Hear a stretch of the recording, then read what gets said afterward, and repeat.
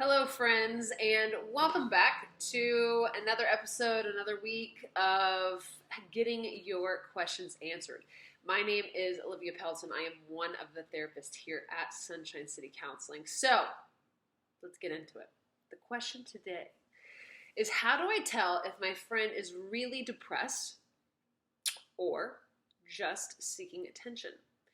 This is one that we get a lot from parents, particularly of their teens and or of other teens or young adults, asking in regards to their friends. We'll see it with things like depression, like this question suggests, with cutting or self-harm, those types of things. Panic attacks, kind of a lot of what we would say are the external manifestations of what is kind of discombobulating them on the inside. So this question, how do I tell if my friend is really depressed or just seeking attention? You don't, in some regards, right? I can't tell you what you are experiencing. I can tell you what my experience of you is, that it seems like, or I wonder if, because of blah, blah, blah, it seems that you might be struggling with depression, sadness, anxiety, self-harm, whatever, right? But it's not necessarily my judgment call to say, you know what, I don't think you're actually depressed. I think that you're just seeking attention. You know what, I don't think that you are actually wanting to die. You are just crying out for help. I mean, maybe, right?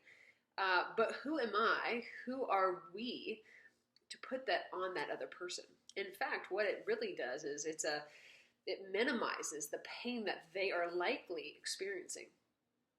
It's possible, again, that maybe they are doing it for attention. But then the question is, okay, if they are doing it for attention, why? What are you not noticing? What are you not giving them? What are you not tending to that would then beckon them to want to go out and seek attention? So in many ways, I can't really tell, or at least know for fact, that my friend, my child, my partner, whomever it might be, is depressed or they are just seeking attention. You will come to understand that better if you talk to them and ask them what it is that they are experiencing. And so instead of coming at someone and accusing them, often I will teach my clients to say, hey, are you asking me a question, or are you accusing me of something? With little kids, it's, are you asking mommy or daddy, or are you telling me, right? And so we always want to we want to move towards others in a way that is not only compassionate and filled with grace, but also allows a kind of openness. It kind of creates a type of space, a holding place for them to be able to enter into and to say, yeah, I've actually been having a really hard time. I just didn't know how to talk about it. Yeah, I feel like I'm being tormented by my thoughts at night. Like I can't seem to quiet the noise.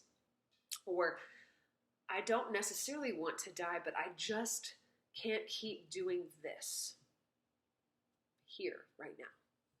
Okay, right? Instead of accusing someone of something, what if we move towards them and ask them, what is your experience? What is it like, right?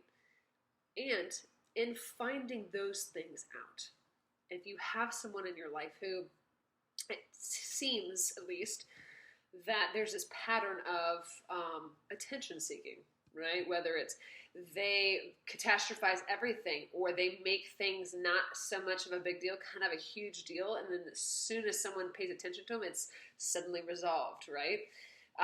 If you have someone like that in your life, then the next thing that would be helpful for you to do would be to figure out what boundaries do you need to have that are going to protect you, that are going to keep you not only safe, not necessarily physically, but more so emotionally, and allows you to still be you and not in a way that will call out anger, impatience, unkindness, those types of things, right?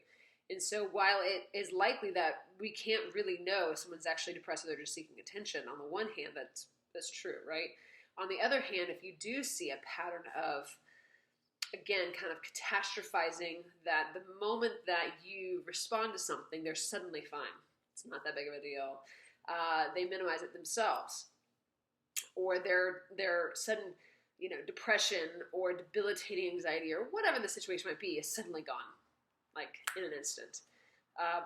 Then you need to figure out what boundaries are going to be helpful for you to have in place in terms of distancing yourself from that person, how much you disclose to that person, so that their chaos doesn't get all over and in you, that causes you to act in a way that is incongruent or not consistent with who you are. So, further questions, let us know. Send us an email, info@sunshinecitycounseling.com.